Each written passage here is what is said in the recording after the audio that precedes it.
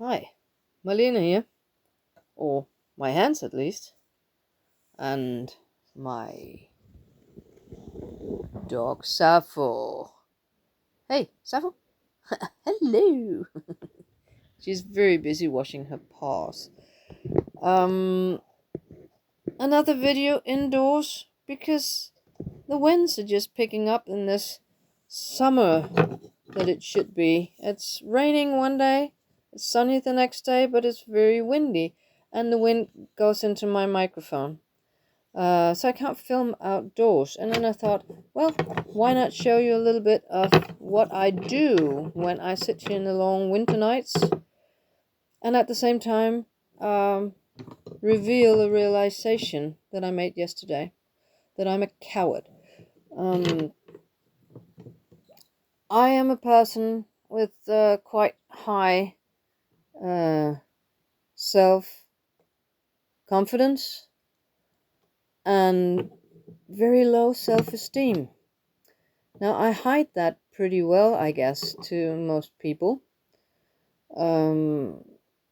But my low self esteem, bordering to self loathing sometimes, is really down here, and my confidence is way up out of the picture sometimes, bordering to arrogance and pretense. So I would like those two to come a little bit closer together.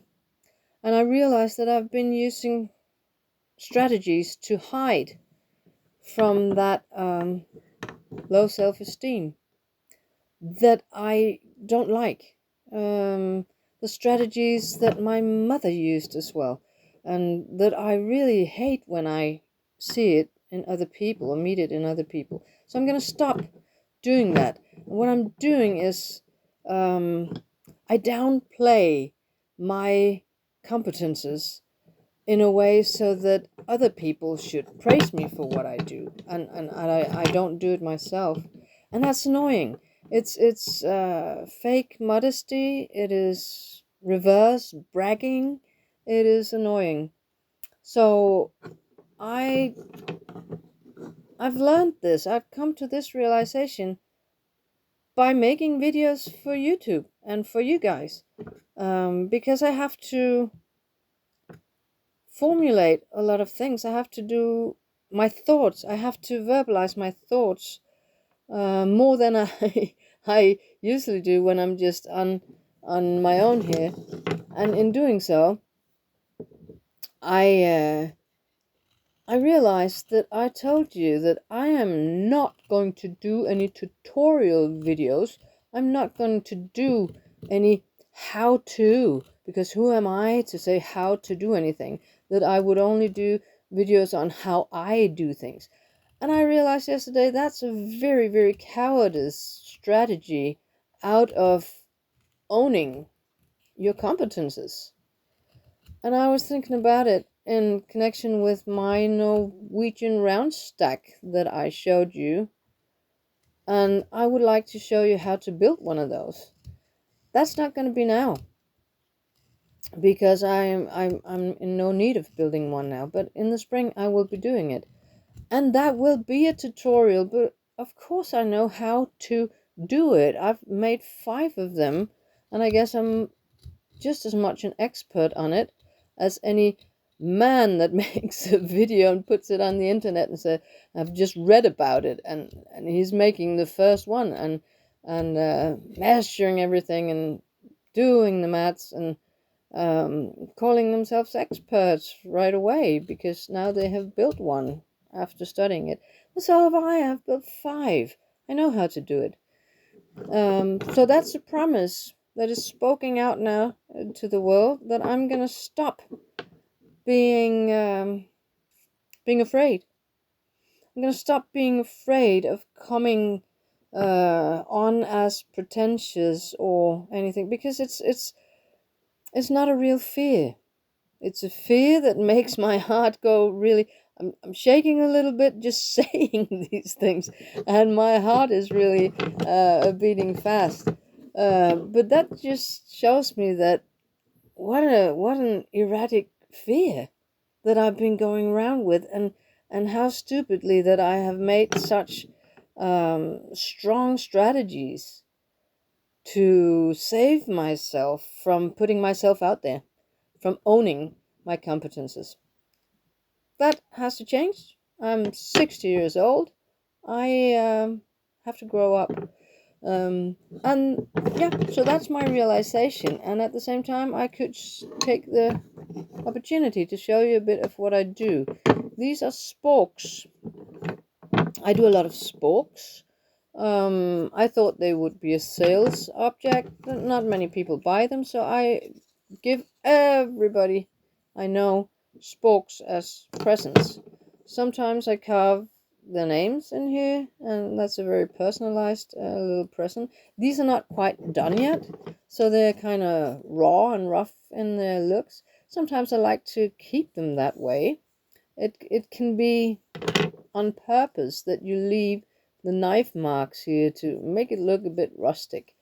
You can sand them down, but when you sand a spoon down, a spoon you put in your mouth, and when you sand a spoon like this, it becomes fluffy because all the fibers, little tiny fibers in the wood, stand out, and then it becomes real soft and fluffy. That's not very nice to put in your mouth because it sticks to your tongue and to your mouth. So what you do when you have fluffed it up, if you want to sand it, or every time you have washed it, you can take a different piece of wood, a little harder than that, and then you rub it. I'm going to try not to knock over the coffee table in doing so. You rub this soft, hairy piece of wood.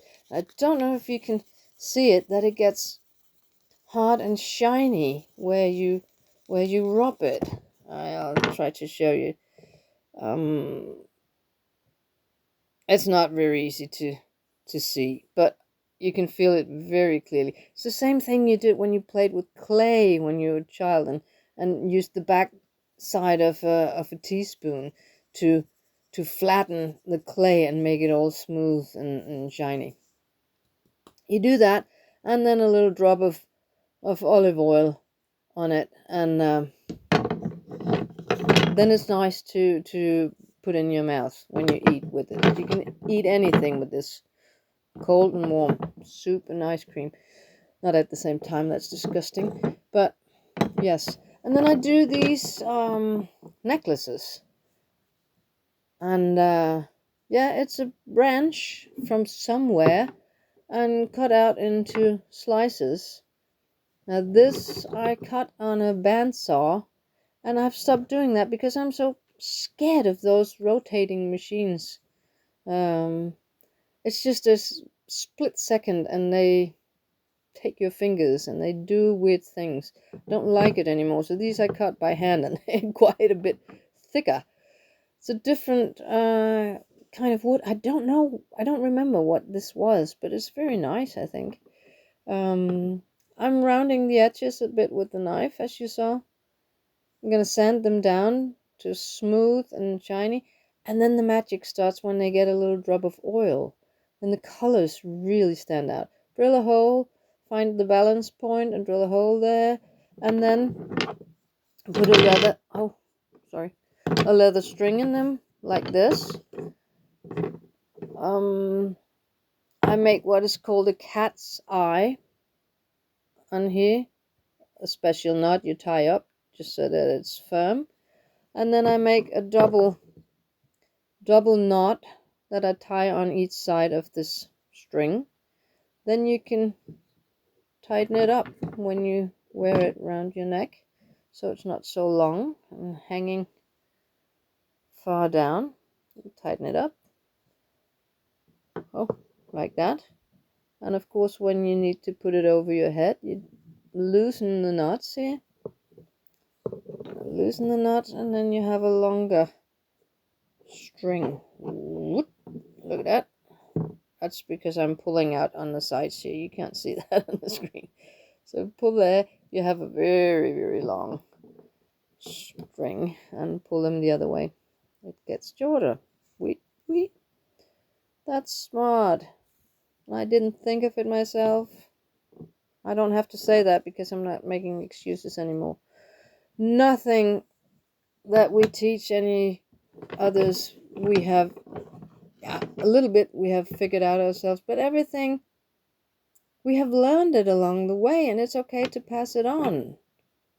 And I will stop saying that, oh, I didn't invent this, or I didn't think of it. Of course I didn't. I learned from someone, and now I'm teaching it on to somebody else. That's a good thing. Just want to show you a few of my tools here. This is a Mora knife. They're very, very nice whittling knives. But I am a little affiliated with a Viking association around here. So when we're at the markets, the Viking markets, I'm sitting in my tent in all my Viking gear. This, of course, is not very authentic in a plastic sheet and everything. That doesn't go. The Vikings didn't have that, but they did have a knife like this one. This is my Viking whittling knife. It's very nice. It's very sharp. It's actually a guy on Bornholm that makes these, and I bought this one and the axe a couple of years ago, and they've made very, very beautiful. And this axe is wonderful for whittling. It's not a split axe because you can see that the blade here is not thick. Of course, no axe's blade is thick here. It's sharp, but this thickness for a split axe, it would be a bit thicker in at the shaft here, because then it goes down through the wood and splits it more, makes more space in between the two pieces of a split wood. But I love it. It's a very good whittling knife. It's sharp and it's very precise, and a little stone to sharpen them in between, and that's it. A realization and a table full of small items to whittle and have fun with. So hope you enjoyed it. I hope I can make some outdoor videos soon. So, but till then, have a nice one. Bye bye.